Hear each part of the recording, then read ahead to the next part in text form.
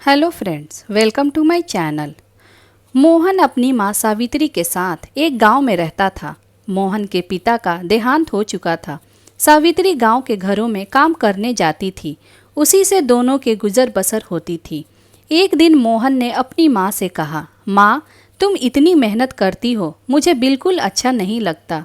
मैं अपनी पढ़ाई छोड़कर कुछ काम ढूंढ लेता हूँ। यह सुनकर सावित्री रोने लगी। उसने कहा, बेटा, कुछ दिनों की बात है। तू पढ़ लिख कर अच्छी नौकरी करने लगेगा तो मुझे काम करने की ज़रूरत नहीं पड़ेगी। फिर मैं तेरी शादी कर दूंगी। बहू के आ जाने पर मुझे आराम ही तो करना है। तू अपनी पढ़ाई पर ध्यान दे। मोहन माँ को बहुत समझाता है, लेकिन सावित्री उसकी बात नहीं मानती। उसे उम्मीद थी कि मोहन पढ़ लिख कर बड़ा आदमी बन जाएगा। इसी तरह कुछ साल बीत गए। मोहन की पढ़ाई पूरी हो गई, उसे नौकरी भी मिल गई। एक दिन मोहन घर आया और उसने अपनी माँ से कहा, माँ, अब मैं तुम्हें अब काम पर जाने की कोई ज़रूरत नहीं है। मेरी बहुत अच्छी नौकरी लग गई है। अब तुम आराम करो। सावित्री उसकी बात मानकर काम छोड़ देती है। कुछ दिन बाद मोहन के लिए एक बड़े घर से रिश्ता आया। सावित्री बहुत खुश हुई। उसने खुशी खुशी मोहन का विवाह कर दिया। अपनी नई बहू रेखा को पाकर सावित्री बहुत खुश हुई। वह अपनी बहू को कोई काम नहीं करने देती थी, सारा काम स्वयं करती थी। रेखा सारा दिन बैठी रहती। एक दिन मोहन ने अपनी माँ से कहा, माँ, तुम रेखा से भी कुछ काम करवाया करो।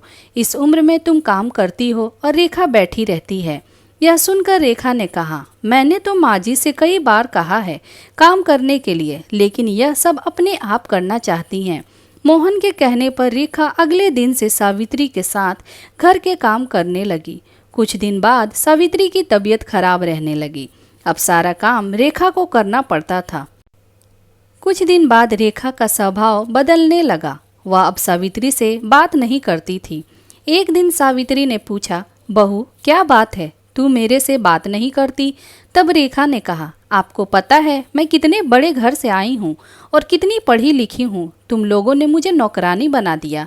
यह सुनकर सावित्री ने कहा, बहू, कुछ दिन की बात है, मैं ठीक हो जाऊंगी, उसके बाद मैं सारा काम कर लूंगी। लेकिन अभी तो मैं बिस्तर से उठ भी नहीं पा रही हूँ। तब रेखा बोली, हाँ हाँ, यह सब बहाने मैं खूब समझती हूँ। मैंने काम करना शुरू किया तो आपने सारा काम मेरे ऊपर डाल दिया।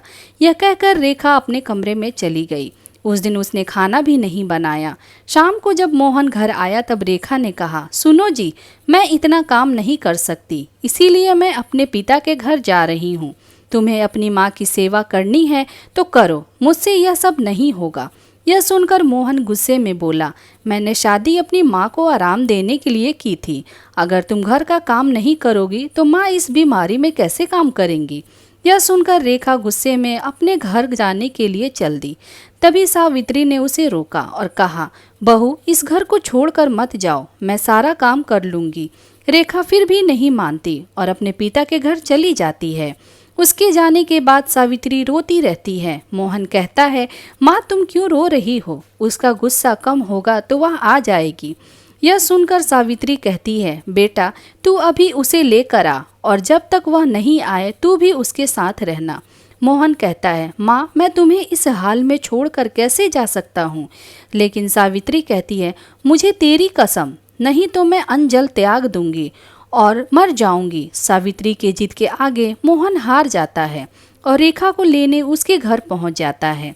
वह रेखा को बहुत मनाता है, लेकिन वह नहीं मानती। रेखा उससे कहती है, हम अलग घर लेकर रहते हैं, तुम अपनी माँ को हर महीने कुछ पैसे भेज देना। मोहन बेमन से उसकी बात मान लेता है और रेखा के साथ अलग मकान में रहने लगता है। उधर सावित्री अकेले रह जाती है। वह अकेले में बैठी बैठी अपने मोहन को याद करके रोती रहती थी। एक दिन सावित्री के घर पर कोई दरवाज़ा खटखटाता है। सावित्री दरवाज़ा खोलती है तो देखती है सामने रेखा का भाई राजेश अपनी पत्नी के साथ खड़ा था। वे दोनों अंदर आकर सावित्री से पूछते हैं, माँ जी, दीदी कहाँ है? सावित्री उसे सारी बात बता देती है। यह सुनकर राजेश कहता है, माँ जी, मैं सोच भी नहीं सकता था मेरी बहन ऐसा करेगी। मैं तो अपनी पत्नी के साथ शहर में रहता हूँ। आज दीदी से मिलने का मन हुआ तो यहाँ चला आया और इतनी बड़ी बात मेरे माता पिता ने भी मुझे नहीं बताई। यह कहकर वह चला जाता है। कुछ दिन बाद रेखा अपने पति के घर जाती है। वहाँ उसे राजेश और उसकी पत्नी मिलते हैं। रेखा अपने भाई भाभी को देखकर बहुत खुश होती है और कहती है, भैया आप कब आए, मुझसे मिलने क्यों नहीं आए? और माँ, तब राजेश ने कहा, मेरी पत्नी माँ पिताजी के साथ रहना नहीं चाहती थी, इसीलिए मैंने उन दोनों को घर से निकाल दिया, और तू भी अब कभी यहाँ मत आना। यह सुनकर रेखा के होश उड़ जाते हैं। वह रोने लगती है और कहती है, भैया आप मुझे इतना प्यार करते थे, अब कैसी बातें कर रहे हो? और इस उम्र में माँ पिताजी कहाँ जाएंगे? आप उनके साथ ऐसा कैसे कर सकते हैं? जब राजेश कहा, जब तूने अपनी सास के साथ ऐसा कर सकती है तो मैं क्यों नहीं कर सकता? मैं भी तो तेरा भाई हूँ। यह सुनकर रेखा को अपने किए पर बहुत पछतावा होता है। वह भागकर अपने घर पहुँच जाती है और मोहन के पैरों में गिर जाती है।